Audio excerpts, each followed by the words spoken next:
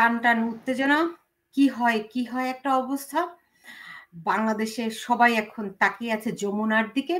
মাত্রই শেষ হয়েছে বিএনপির সঙ্গে বৈঠক এবং জামাত ইসলামের সঙ্গে বৈঠক। কি হলো এই বৈঠকে, এটি যেমন জানার চেষ্টা করব, সেই সঙ্গে পুরো বাংলাদেশের মানুষ এখন তাকিয়ে আছে যে ডক্টর ইউনূস পদত্যাগ করবেন কি করবেন না, কি নিলেন তার সিদ্ধান্ত। এদিকে জুলাই বিপ্লব এর জন্য একটা ঘোষণাপত্র তৈরি করা, ডক্টর ইউনূস যেন পদত্যাগ করতে না চান, সেজন্য মার্চ ফর ইউনূস, অনেক রকম আয়োজন, নানান দিক থেকে ঘটনা ঘটছে।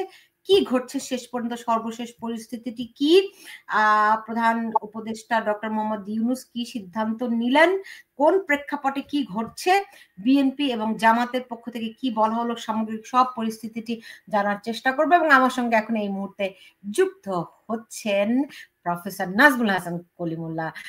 ডক্টর কলিমুল্লাহ, আপনাকে স্বাগত জানাচ্ছি। বলুন, টান টান উত্তেজনার মধ্যে অধীর আগ্রহে অপেক্ষায় আছি, বিএনপি কে বললো, জামাত কি বললো এবং প্রধান উপদেষ্টা কি সিদ্ধান্ত নিলেন।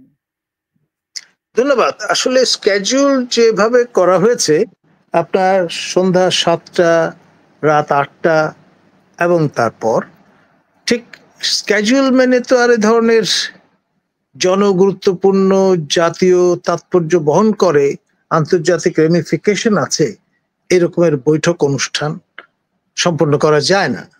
সে কারণে 4 সদস্য বিশিষ্ট যে বিএনপি ডেলিগেশন, আমার শ্রদ্ধেয় শিক্ষক এবং অগ্রজ সহকর্মী প্রফেসর ডক্টর খন্দকার মোশাররফ হোসেন এর নেতৃত্বে যে ডেলিগেশনটি গিয়েছে, সেটি যথাসময়ে প্রবেশ করেছে ঠিকই, কিন্তু এখন পর্যন্ত বের হননি তারা। এবং যেটি 8টায় স্টেপুলেটেড ছিল টাইম, জামাত 8টায় ইন করবেন, তারা এখন বলেছেন, তাদের বলা হয়েছে 8:30টার পরে ইন করবার জন্য। তো ফলে শেষ একটি বৈঠক শেষ হবে, আর একটি শুরু হবে, এরকম একটি অবস্থায় আছি এখন। রুদ্ধদ্বার বৈঠকে প্রফেসর ইউনূসের সঙ্গে কি আলাপ হলো, কি কথা তাহার সাথে, সেটি জানবার সুযোগ এখন পর্যন্ত কারো হয়নি। এই 4 জন যারা গেলেন, আমির খসরু মাহমুদ চৌধুরী, তারপরে আপনার আমাদের ডক্টর মঈন খানের মতো ব্যক্তি, তারা সবাই দুধে ব্যক্তিত্ব। বিশেষ করে ডক্টর মঈন খান, তাকে আমি দীর্ঘদিন ধরে চিনি। তিনি মূলত, আমরা একসঙ্গে কাজ করেছি এসআরজিতে, স্টাডি অ্যান্ড রিসার্চ গ্রুপ। এটি এমএসএস মানবিক সাহায্য সংস্থার একটি অঙ্গ প্রতিষ্ঠান হিসেবে আবির্ভূত হয় এবং বাংলাদেশে আপনার মার্কিন যেই আপনার involvement with reference to elections এবং ইলেকশন মনিটরিং, এটির আপনার সরোগেট ফাদার বলতে পারেন, সেটি হচ্ছে ডক্টর মঈন খান। আমরা কলাবাগানে অবস্থিত এসআরজি অফিসে অসংখ্যবার মিলিত হয়েছি এবং তারই সহধর্মিনী রুকসানা খন্দকার, তিনি ছিলেন এমএসএস মানবিক সাহায্য সংস্থার ভাইস প্রেসিডেন্ট, আর আমি ছিলাম মানবিক সাহায্য সংস্থা এমএসএস এর নির্বাহী পরিষদ সদস্য। এবং এসআরজির যে কজন আপনার নিউক্লিয়াস হিসেবে কাজ করেছেন, মশিউর রহমান জাদুমিয়ার কনিষ্ঠ পুত্র তারিকুল গনি চাথাম, তারপরে বিকল্প ধারার অন্যতম প্রতিষ্ঠাতা আপনার মিস্টার ফিরোজ, এবং ডক্টর মঈন খান, রুকসানা খন্দকার, আমরা মিলে চেষ্টা করছিলাম এক ধরনের যেটাকে এমব্রায়োনিক একটা এমব্রায়ো তৈরি করবার, যাতে গণতন্ত্র সুসংহত হয় বাংলাদেশের মতো রাষ্ট্রে, প্লুরাল স্পেস সম্প্রসারিত হয়। এবং সেই চিন্তা থেকে ডক্টর মঈন খানের একটা চমৎকার ভাবনা, সেটি কিন্তু বাস্তবে রূপায়িত হয়েছিল। অর্থাৎ আমাদের যে কমিটি সিস্টেম পার্লামেন্টে, তা কার্যকর করার চিন্তা থেকে আপনার তিনি যে ধারণাটি দিয়েছিলেন যে কমিটিগুলোতে কোনো অবস্থায় যারা মন্ত্রী মর্যাদায় দায়িত্ব পালন করছেন ক্যাবিনেটে, তাদের কারোরই চেয়ার করার কোনো সুযোগ যাতে না থাকে, এবং সেটি কিন্তু বাস্তবায়ন করতে ছেড়েছিলেন ডক্টর মঈন খান। তার ফলে এখন আর কোনো কমিটিতে আপনি যেই সর্বশেষ মৃত পার্লামেন্ট যেটি, সেখানেও কিন্তু আপনার কোনো মন্ত্রী এই দায়িত্ব আর পালন করতে পারেননি। এটি একটি যুগান্তকারী আমি বলবো রিফর্ম, যেটি তার মস্তিষ্ক স্পর্শিত, এবং এই ক্ষেত্রে তাকে পরিপূর্ণ সহায়তা প্রদান করেছিলেন NDI, national Democratic institute for international affairs. এবং মার্কিনী এই আপনার ডেমোক্রেটিক যে ঘরানা, তার সঙ্গে ডক্টর মঈন খানের সম্পর্ক ছিল নিবিড় থেকে নিবিড়তম, এবং সে কারণে বাংলাদেশে আপনার যে ইনভলভমেন্ট মার্কিন যুক্তরাষ্ট্রের মিলিটারি এবং যুক্তরাষ্ট্রের যে প্রশাসন, তা ক্রমে আমরা আরো সুসংগত হতে। তো যাই হোক, আপনার আমি বুঝলাম যে ব্যাকগ্রাউন্ড গুলো বলাই আমি বুঝতে পারলাম, কিন্তু আমি একটু যমুনার সামনে দেখি এরই মধ্যে সেখানে আপনার মানে বিএনপি বৈঠক করে কিন্তু করেছে এবং জামাতের প্রতিনিধি দল হাজির হয়েছিলাম এবং বলেছিলাম, জামাতের প্রতিনিধি দল প্রবেশ করেছে বলে আমি জানতে পেরেছি। আমি একটু চাচ্ছিলাম আপনাকে সেই জিনিসটি দেখাতে যে সেখানকার অবস্থা। সব সাংবাদিকরা সেখানে জমায়েত হয়েছে, আপনি জানেন আজকে খুবই গুরুত্বপূর্ণ। এর মধ্যে কিন্তু আপনার উপদেষ্টা পরিষদের সঙ্গে আজকে একটি বৈঠক ছিল। সেই বৈঠকে কিন্তু বৈঠক থেকে বেরিয়ে ওয়াহিদুদ্দিন মাহমুদ বলেছেন যে পদত্যাগের ব্যাপারে প্রধান উপদেষ্টা কিছু বলেননি।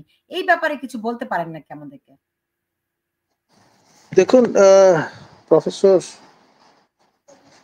আমাদের জ্যেষ্ঠ সহকর্মী ওয়াহিদুদ্দিন মাহমুদ, তিনি প্রফেসর ইউনূসের প্রায় সমবয়স্ক বলা যেতে পারে, এবং তিনি সৌম্যমূর্তি একজন মানুষ, এবং যে কথাটি বলেছেন সেটি অনেকটা সরল একটা বক্তব্য। তার মধ্য দিয়ে এই কোন রকমের কনক্লুশন ড্র করা কিন্তু ঠিক হবে না। মাহাথির মোহাম্মদের কথা নিশ্চয়ই আপনার মনে আছে, প্রায় 92 বছর বয়সে, অর্থাৎ প্রফেসর ইউনূসের চেয়েও আরো প্রবীণ বয়সে তিনি দ্বিতীয়বারের মতো প্রধানমন্ত্রী হয়েছিলেন, এবং 2 বছর প্লাস সময় আপনার এই দায়িত্ব পালন করার পরে তাকে কিন্তু বিদায় নিতে হয়েছিল, এবং আনসেরিমনিয়াসলি।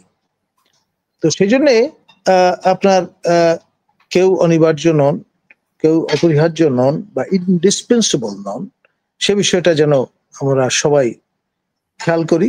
এবং প্রফেসর ইউনূসকে অবশ্যই সেই বিবেচনাটি খাটাতে হবে, হোয়ার টু স্টপ। না মানে আপনি তো ওয়াহিদুদ্দিন মাহমুদের বক্তব্য ফেলে দিতে পারেন না। এই উপদেষ্টা পরিষদে যে কজন উপদেষ্টা রয়েছেন তার মধ্যে যে 2-1 জনের গ্রহণযোগ্যতা আছে, তিনি তো তাদের একজন।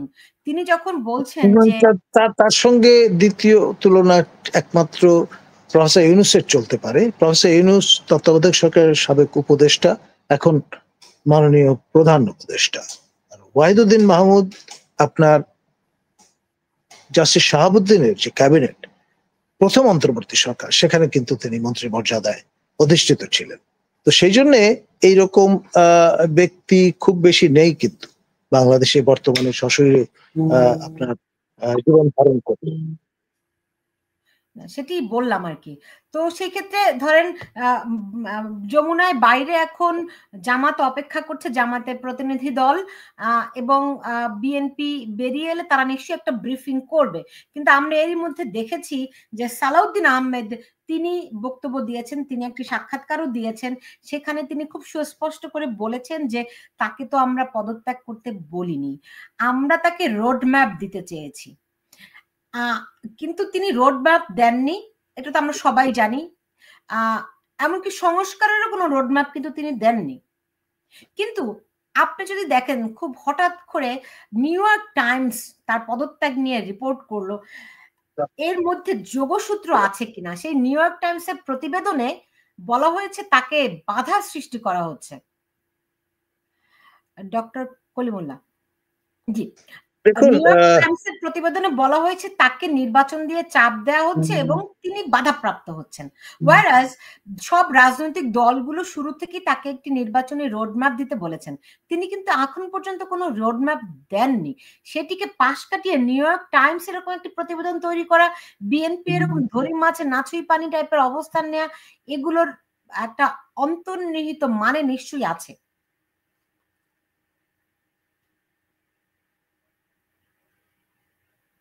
দেখুন, খেলাটা কিন্তু বড় মাঠের, জাতীয় গণ্ডিতে সীমাবদ্ধ নেই। এটা আমরা যত তাড়াতাড়ি বুঝতে সক্ষম হব ততই কিন্তু রহস্য উন্মোচিত হবে। দীর্ঘ প্রস্তুতির পর, প্রায় 3 দশক প্রস্তুতির পর এই রেজিমটি এখন ক্ষমতায় এসছে। সুতরাং এত লম্বা হোমওয়ার্কের ফসল আপনি এক লহমায় বুঝে যাবেন, এটা ভাবার কোনো কারণ আছে বলে আমি মনে করি না। না, তা তো অবশ্যই, তা তো অবশ্যই। তারপরে আপনি যদি একটু তথ্যের ভিত্তিতে আমাদেরকে যদি একটু অ্যানালাইসিস করে দিতেন। দেখুন, একটি কালার রেভলিউশনের ফলাফল সেটি চলমান, এখনো শেষ হয়নি। শুধুমাত্র সরকার গঠিত হয়েছে, 9 মাস অতিক্রম করেছেন তারা, রিফর্মের একটা ফিল্ড বিল্ডিং এর কাজ করেছেন এবং ইটস এ লং ড্রন প্রসেস। আপনার বোঝার সুবিধাতে আমি বলছি, একটি এনজিও, আপনি যদি পৃথিবীর অন্যান্য দেশে কালার রেভলিউশন দেখেন, সেইখানে ইভ্যালুয়েশন 3 পর্বে হয়ে থাকে।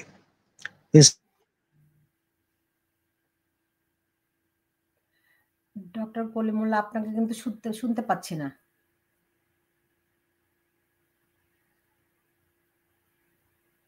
ডক্টর কলিমুল্লাহ, কোনো কারণে আপনি বিচ্ছিন্ন জমা পড়েছে, তা একেবারেই প্রাথমিক ধরনের নেচারে। আমার সতীর্থ বন্ধু আলী রিয়াজ, তিনি সহসভাপতিত্বের দায়িত্ব নিয়েছেন যেই কমিটির, সেখানে আপনার এই যে রিপোর্টগুলো জমা পড়েছে সেগুলোকে আপনার একটা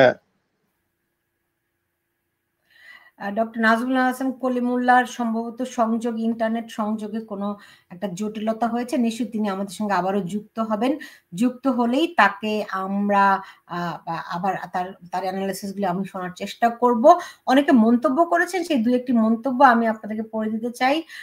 অনেকেই সেনাবাহিনী এই প্রথমবারের মতো, আমি এত বছর 30 বছর ধরে সাংবাদিকতা করি আর ইতিহাস আমার খুব প্রিয়, সো সেই অর্থে বলতে পারি যে ইতিহাসটি আমি জানি মোটামুটি খারাপ না।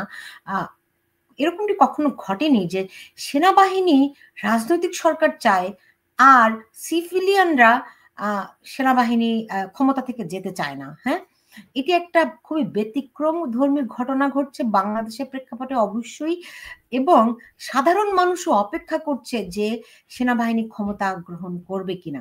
আমি নিজে ব্যক্তিগতভাবে কখনোই সেনা শাসনের পক্ষে নই, কিন্তু মানুষের কথাটি আমি তুলে ধরছি, কারণ সেনা শাসনে আমরা একটা গণতন্ত্রের অনেক ত্রুটি থাকতে পারে, অনেক মানে সম্ভব অনেক মানে ভুল ত্রুটি তো আছেই, কিন্তু তারপরও এই ভুলের মধ্য দিয়েই মানুষ একটা গণতান্ত্রিক সমাজ প্রতিষ্ঠিত করে। সুতরাং সেই দিক থেকে বলা যেতে পারে আমি নিজে ব্যক্তিগতভাবে কখনোই সেনা শাসনের পক্ষে নই, কিন্তু আমি বলতে পারি এইটুকু যে বর্তমানে বাংলাদেশের পরিস্থিতি, মানুষ হাঁসফাঁস করছে, মানুষ তাকিয়ে আছে যে কখন এই পরিস্থিতির উত্তরণ ঘটবে। 5ই আগস্টের পরে মানুষ একটা স্বপ্ন দেখেছিল। আমার সঙ্গে ডক্টর নাজমুল হাসান কলিমুল্লাহ আবারও যুক্ত হয়েছেন। স্যার, আমি বলছিলাম যে 5ই আগস্টের পরে ওই ইন্টারনেট বিভ্রাটের কারণে আমি সংযোগ বিচ্ছিন্ন হয়ে গিয়েছিলাম। আবার পলক সাহেব তো মুক্ত নন, ইন্টারনেট বন্ধ করার কোনো কায়দারা আছে নাকি? দেখুন, আপনার শেষ কথা বলে কোনো কিছু নেই, এটা আমাদের বিশ্বাস করতেই হবে। এবং সেই দৃষ্টিকোণ থেকে দেখলে তিনি হয়তো আপনার স্টারলিং যাদের আছে তাদের জন্য প্রযোজ্য হতে পারে সেটি।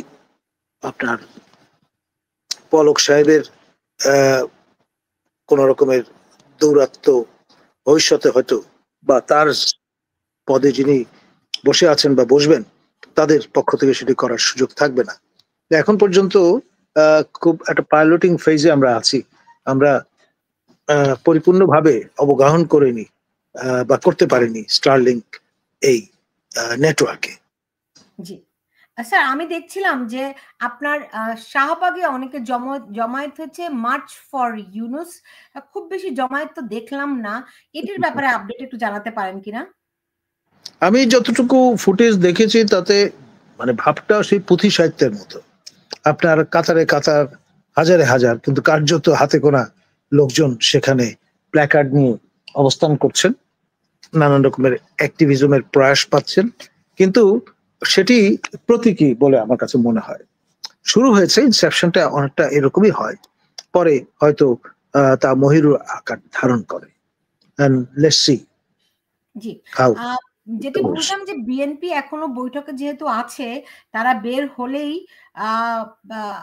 জামাতের প্রতিনিধি দল বৈঠকে ঢুকবে। এর মধ্যে একটা অদ্ভুত ঘটনা আজকে ঘটেছে, সেটি হচ্ছে আপনার যে উপদেষ্টা ফারুকির একটা সংবাদ সম্মেলন ছিল, তো সেখানে মাত্র 5 জন সাংবাদিক উপস্থিত ছিলেন। পরে তিনি সংবাদ সম্মেলনটি বাতিল করতে বাধ্য হয়েছেন। এটি কি সাংবাদিকরা তাকে বয়কট করছে নাকি? আমি ঠিক তা মনে করি না। আসলে এত রকম ইভেন্ট ঘটছে, ফলে আপনার কোন জায়গা ছেড়ে কোথায় যাবেন এরকম একটি অবস্থায় পৌঁছে গেছেন আমাদের সংবাদ মাধ্যমের সহযোদ্ধাগণ। সেই জন্যে আমি মনে করি না যে এটা বয়কট বা ওই জাতীয় কিছু। তাহলে কি বিষয়টা কি? সাংবাদিক সংকট? আজকে একটা আমি জানি যে একজন সাংবাদিক হিসেবে আজকে বুঝি আজকে একটি খুবই ব্যস্ত দিন। তো সাংবাদিক, কিন্তু এটা তো সচিবালয়ের বৈঠক। সচিবালয়ে তো অন্তত একজন অবশ্য সচিবালয়ে আজকে একটা বিক্ষোভ মিছিল হয়েছে। সেটির জন্য তারা ব্যস্ত থাকতে পারে। এটি একটা বড় কারণ হতে পারে। সচিবালয়ে মিছিল হওয়া কিন্তু সাধারণ ঘটনা নয়। অবশ্যই না, কিন্তু আমরা এই বিপ্লব সফল হওয়ার পরে এত সব অ্যাক্টিভিজম দেখেছি, এখন আর কোনো কিছু দেখলে অবাক হই না। জি স্যার, আপনি খুবই একদম এক কথায় প্রকাশ করছেন। এক কথায় প্রকাশ তো আমি শুনতে চাই না, আমি একটু ইলাবোরেটলি শুনতে চেয়েছি। দেখুন, এমন একটা সময়ের মধ্য দিয়ে আমরা এখন যাচ্ছি, আকলমন্দ কি ইশারাই কাফি, এইভাবে কথাগুলো বলতে হচ্ছে। আমরা যদিও জানি প্রফেসর ডক্টর ইউনূস আমাদের বাক স্বাধীনতা দিয়েছেন, সেরকম একটি রেজিম তারা ভাবছেন, বলছেন যে ক্ষমতায় আছেন, কিন্তু আপনার এই মিস্টার জ্যাকেল এন্ড হাইডের মতো পরিস্থিতিতে যে আমরা নেই, এটা হলফ করে কে বলতে পারে? আপনার এই যে সৌম্য চেহারা, তার অন্তরালে যে একটা নেকড়ে বসে নেই, সেটা কে বলতে পারে?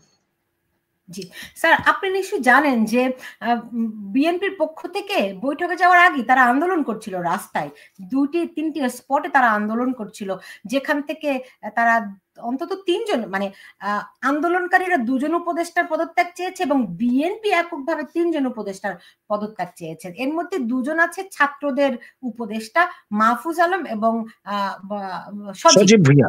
সজীব ভুঁইয়া, রাইট, এবং নিরাপত্তা উপদেষ্টা খলিলুর রহমান। খলিলুর রহমানকে আমরা একটু দূরে রাখি। এই 2 জন উপদেষ্টার মধ্যে মাহফুজ আলমকে বলা হয়েছিল তিনি হচ্ছে মাস্টার মাইন্ড।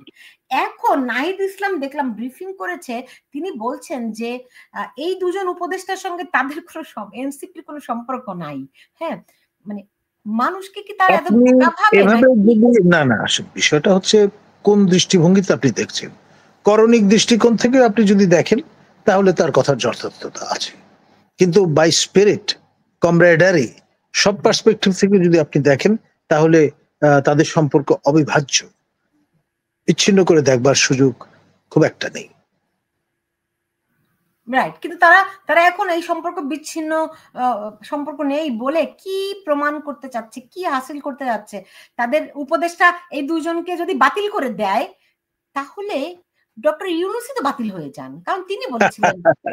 প্রকৃত উপদেষ্টা থাকলে দুজনই আছে, এই বিপ্লবের অগ্রসৈনিক এই দুইজনই, বাকি যারা আছেন তারা মোচে তাও দিচ্ছিলেন এবং আপনার সময় সুযোগ বুঝে এই আহ্বান পেয়ে এই অমল ধবল চাকরি করতে ঢুকে গেছেন। আপনার বেসিক্যালি এরা সেকেন্ড ক্যারিয়ারে ঢুকলেন, অথবা আপনার তারা কনসালটেন্সি মোডে ছিলেন, এখন নতুন টুপি মাথায় দিয়ে এখানে মোতায়েন হয়েছেন, এরকম। না, কিন্তু আপনার কি মনে হয় বিএনপির যে দাবি এটি ডক্টর ইউনূস মেনে নেবেন? দেখুন, আপনার তিনি বড় মাঠের খেলোয়াড়, নৈপুণ্যের কোনো অভাব নেই। কিভাবে কাকে কোন কথা দিয়ে বুঝ দিতে হয়, হি নোজ দ্যাট। সুতরাং এই ব্যাপারে তার মুন্সিয়ানা কোনো জুরি বাংলাদেশে কেন আমাদের পুরো এই তল্লাটে আছে বলে আমি মনে করি না। সুতরাং বিএনপি 4 জন বর্ষিয়ান নেতা গিয়েছেন সেখানে, তারা যা শুনতে চান সে ধরনের কথাবার্তা তিনি বলে দেবেন। তার তো টাইম বাই করা দরকার, মানে একদিন থাকতে বলে একদিন লাভ।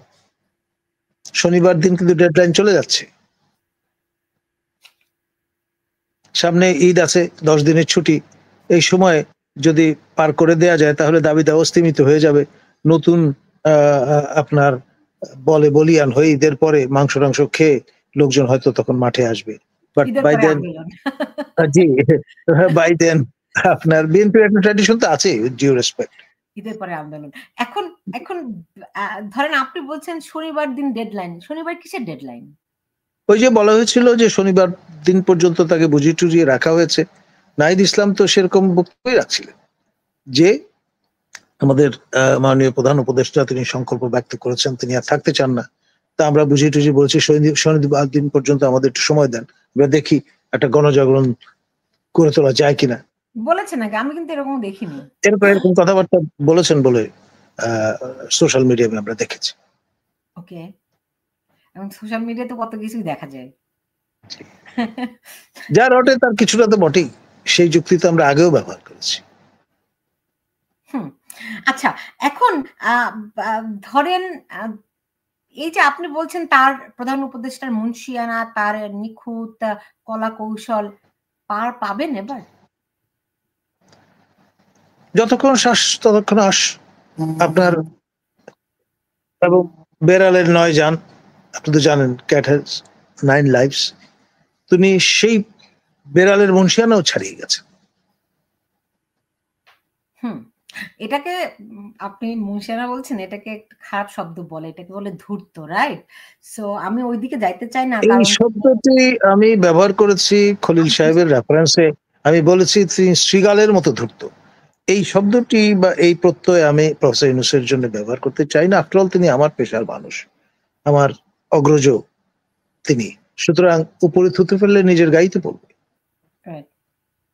সো এমনিতে একটা জিনিস একটা খেয়াল করে দেখেছেন যে ধরেন 5ই আগস্ট যেই মানুষ আসলে আমি জানি আওয়ামী লীগের লোকজন যারা এই আন্দোলনে সামিল হয়েছিলেন তাদেরকে খুব নানানভাবে ভৎসনা করেন।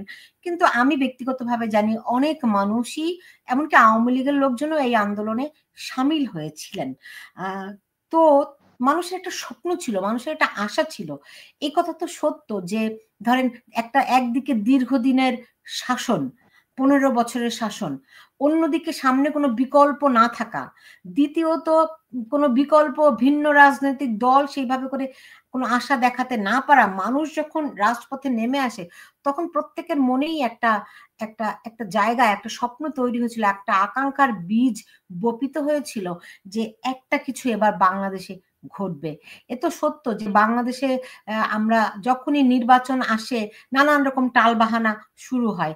সেই ৯১ সালে যখন নির্বাচন হলো, এরপরে ৯৬ নির্বাচনে একই রকম অবস্থা দেখলাম।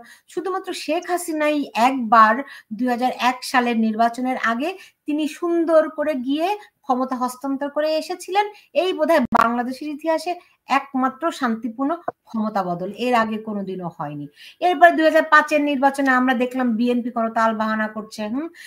এরপরে তো 1/11 ঘটলই। দেন শেখ হাসিনা সরকার ৩ টা মেয়াদে থাকলো, রাইট? তো আমরা তো বাংলাদেশের মানুষ এর একটা এই যে অচলায়তনের একটা বদল চেয়েছিল। তাদের স্বপ্নটা কোথায় কোন বাঁকে হারিয়ে গেল? কোন পথে আ আ ধূলিসাৎ হয়ে গেল? একটু বলতে পারেন নাকি? কেন এরকমটা হলো? দেখুন, আমাদের অবস্থা হয়েছে সেই ঘরপোড়া হরিণের মতো। এবং এই যে দুর্ভাগ্য আমাদের সেটি ছিল বিধিলিপি। যেই কুশলীরা এই প্রক্রিয়ার সঙ্গে যুক্ত ছিলেন তারা মুখে শেখ ফরিদ বগলে ইট রেখেছেন, পরবর্তীতে তাদের চেহারা স্পষ্ট হয়েছে।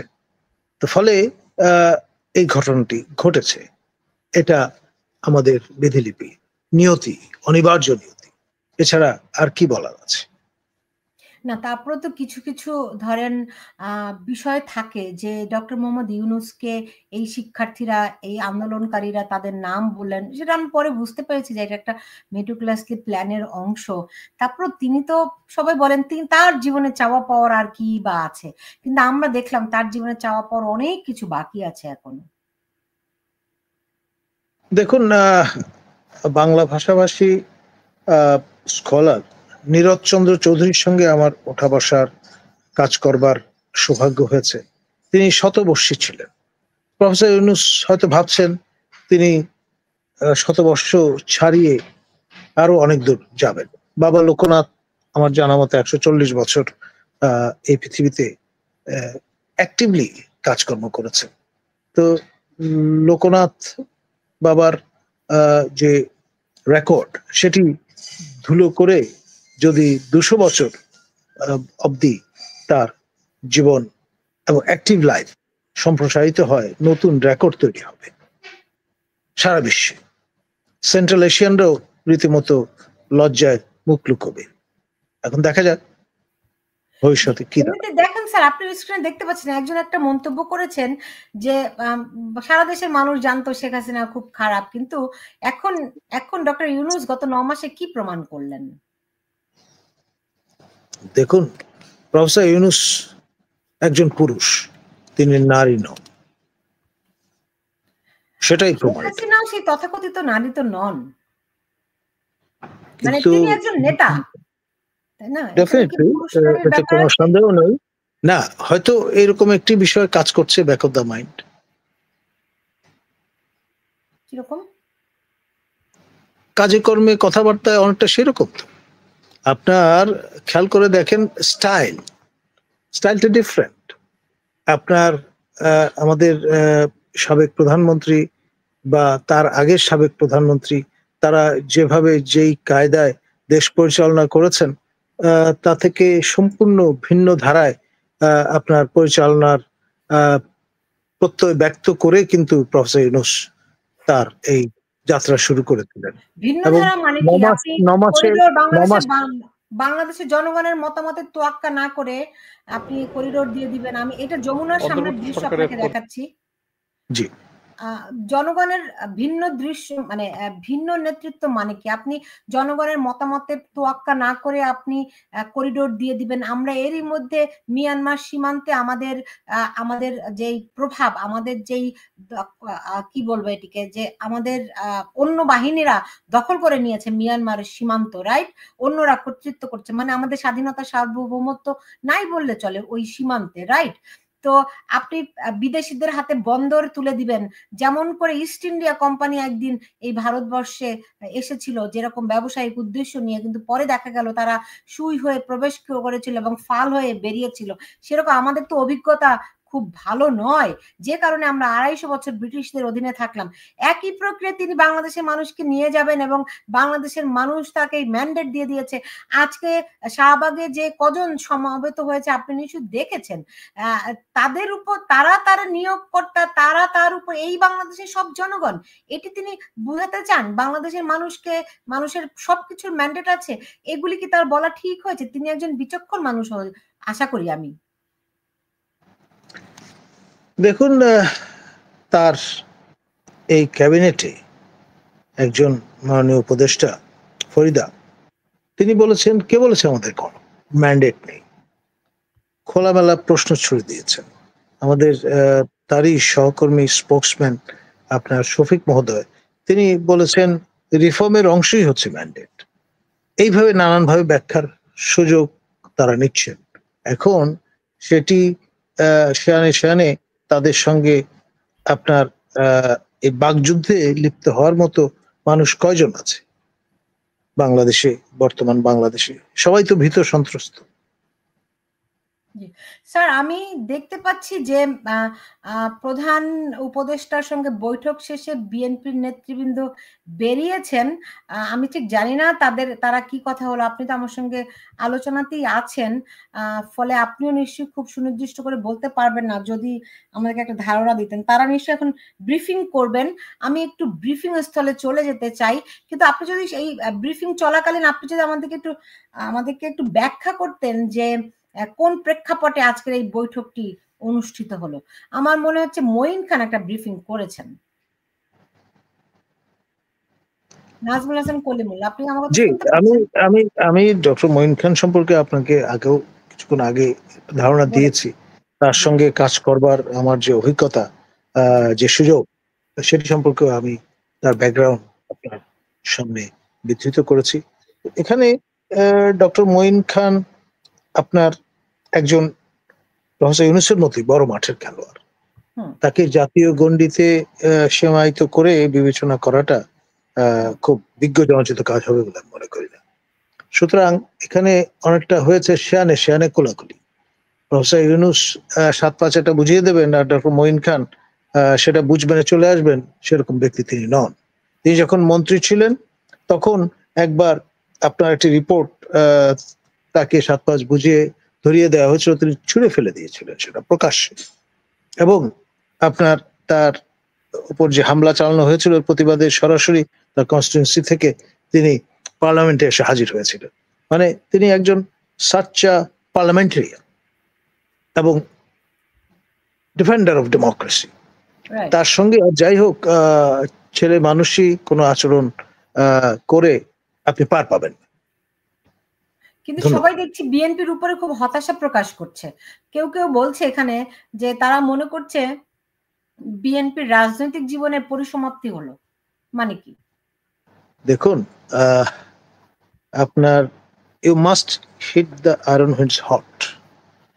এই সময়ে আপনি যদি সঠিক কাজটি করতে ব্যর্থ হন বা সময় নেন, তাহলে লোহাটা ঠান্ডা হয়ে যাবে এবং পরে আপনি যতই হাতুড়ি চালান না কেন ওটা কোনো শেপ নেবে না। সেই রকম একটি পরিবেশ পরিস্থিতির কথা ইঙ্গিত করছেন যারা এ ধরনের মন্তব্য করছেন তারা। জি, আপনার কি মনে হয় বিএনপি এরকম কোনো হঠকারী কিছু করবে? দেখুন, আমি হঠকারী শব্দটা ব্যবহার করব না। বিএনপিরও আসলে এক ধরনের ডেসপারেশন আছে। যত দিন যাবে তত কিন্তু আপনার মাঠ গোছাতে কষ্ট হবে। এখন আপনার যদি বিষয়টা দাঁড়ায় এরকম যে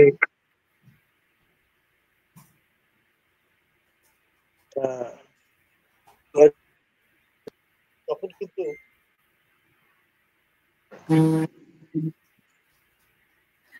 স্যার, আপনার কথাটা ভেঙে ভেঙে যাচ্ছে। ওই যে আপনার লোকজন যোগাযোগ করবার চেষ্টা করছে, সবাই তো উৎকণ্ঠিত, নানান ভাবে মন্তব্য নেওয়ার চেষ্টা করছে, সেই কারণে।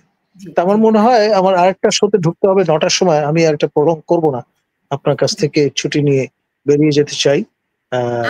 আমি একটু বিএনপির বক্তব্যটা একটু সরাসরি দেখাতে চাচ্ছিলাম যে সেটা একটু ওটা আমার মনে ভালো হবে। জি, হ্যাঁ, জি, জি, সেটার আমার মনে হয় ফিডব্যাকটা সেখানে সরাসরি চলে যাবে। কিন্তু এটা কখন শেষ অবধি আপনার পাবো আমরা, সেটা কোনো নিশ্চয়তা কিন্তু নেই। না, এখন পর্যন্ত যতটুকু পেয়েছি আমি জাস্ট বক্তব্যটি আমি দেখানোর চেষ্টা করছি, তাহলে আপনি একটা ফিডব্যাক আমাকে দিতে পারবেন। কারণ বিএনপির জামাত কি ধরনের, আমরা তো জামাতের বক্তব্যও শুনেছি, জামাতও কিন্তু বিএনপি লাইনেই কথা বলেছে যে আমরা তো তাকে চলে যেতে বলিনি। ন্যাচারালি কেউ তো আর মানে অভদ্রচিত একটি অবস্থানে নিজেকে দেখতে চায় না, দেখাতেও চায় না। এটা অত্যন্ত স্বাভাবিক। বাঙালি মাত্রই সজ্জন, তো সেখানে আপনার এরকম পরিস্থিতি কেন তারা নিজেদের আমার মনে হয় আমি বিএনপির বক্তব্যটা পেয়েছি। এখন ঠিক আছে।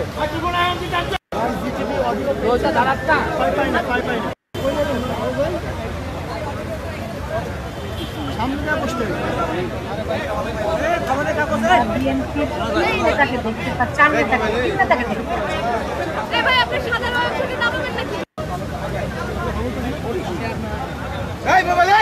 ভাই ওরে কি ঘুষি মারাম এখন একদম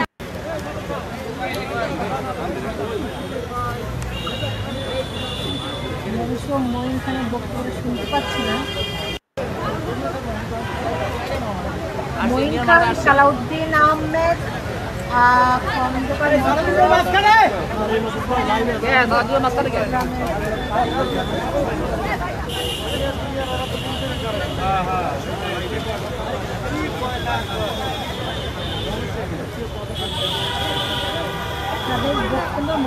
বক্তব্য রাখছেন, বক্তব্য আমি ক্লিয়ার শুনতে পাচ্ছি।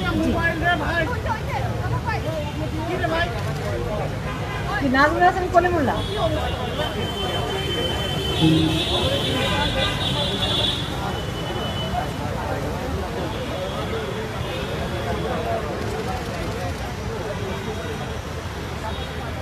বলো। আমরা দেখতে পাচ্ছি তাদেরকে, কিন্তু তাদের বক্তব্যটা স্পষ্ট শুনতে পাচ্ছি, এটা একটা সমস্যা।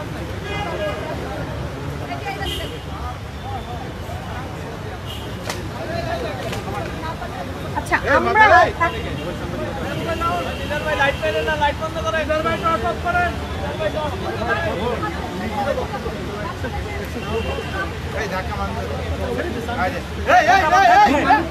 আমরা কোনো বক্তব্য শুনতে পাচ্ছি না, তো আমার মনে হয় আমরা কিছু আপডেট নিয়ে এসে একটু পরে আবার আলোচনাটি শুরু করি, কারণ আমি মোটামুটি পেয়ে গেছি আপডেট, সেটা আমি আপনার সঙ্গে শেয়ার করি আমার দর্শকদের জন্য। মাননীয় প্রধান উপদেষ্টা মোহাম্মদ ইউনূসের সঙ্গে আলোচনায় ডিসেম্বরের মধ্যে নির্বাচনের রোডম্যাপ দেওয়ার দাবি করার পাশাপাশি বিতর্কিত উপদেষ্টাদের বাদ দিয়ে উপদেষ্টা পরিষদ পুনর্গঠনের দাবি জানিয়েছে বিএনপি। শনিবার রাতে বৈঠক শেষে বিএনপি স্থায়ী কমিটির সদস্য ডক্টর আব্দুল মঈন খান ব্রিফিং এ এসব কথা বলেন। ধন্যবাদ। ওকে, আচ্ছা, মূল বিষয়টা তো পেলেনি, ডিসেম্বরের মধ্যে নির্বাচনের রোডম্যাপ এবং উপদেষ্টা পরিষদ পুনর্গঠন তারা দাবি করেছেন, মানে দাবি করা আর দাবি বাস্তবায়ন করা দুটো ভিন্ন জিনিস। কিন্তু প্রফেসর ইউনূসের যে স্টাইলটা, এই পর্যন্ত যতগুলো রাজনৈতিক দলের সঙ্গে তিনি মিথস্ক্রিয়ায় লিপ্ত হয়েছেন, তিনি আপনার কথা খুব মনোযোগ দিয়ে শোনেন কিন্তু বলেন না কিছুই, অনেকটা বক্সে টিক চিহ্ন দেওয়ার মতো। আমরা গবেষণার ক্ষেত্রে যেটা করে থাকি, এতজন স্টেকহোল্ডারের সঙ্গে কথা হয়েছে, হয়েছে, মানে উনি ওনার টার্মসে তাদের সঙ্গে ডিল করেন, নট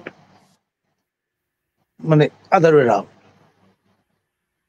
এবং আজকেও তেমনটি করেছেন বলে আমার ধারণা। জি, আমরা বিএনপি যদি ডিসেম্বরের মধ্যে নির্বাচনের রূপ চাই, এটা সেনাপ্রধানের সঙ্গে মিলছে। সেনাপ্রধানও ডিসেম্বরের মধ্যে নির্বাচন চেয়েছেন এবং শুরু থেকেই তিনি ডিসেম্বরের মধ্যে নির্বাচন চেয়েছেন, তার কথার এক চুলো নড়চড় হয়নি।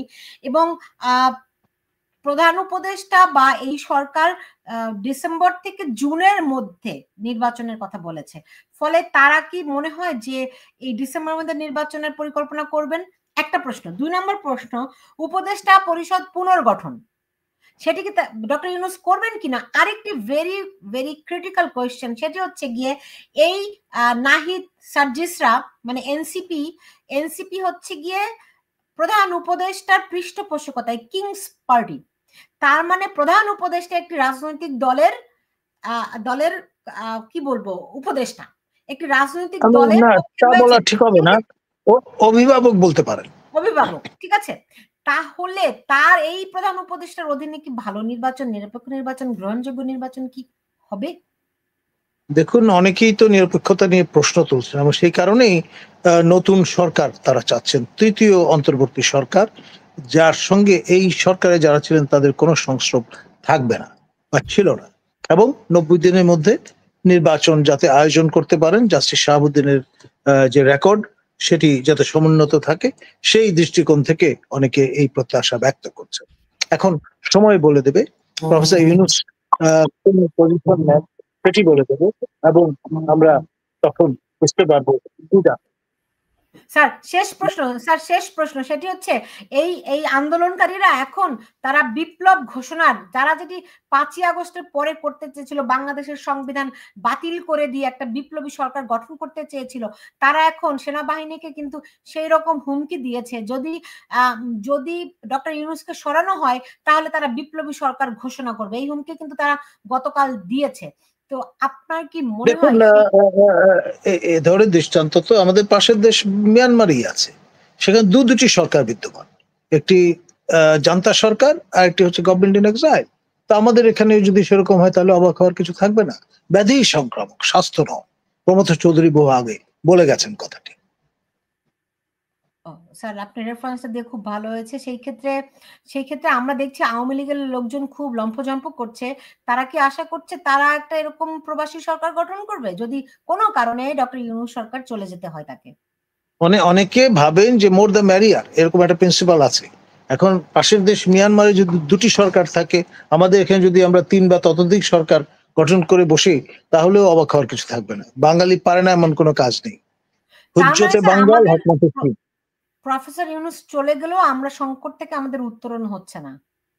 আরো গভীর থেকে গভীরতর সংকটে আমরা নিপতিত হব, এমনটি অনেক।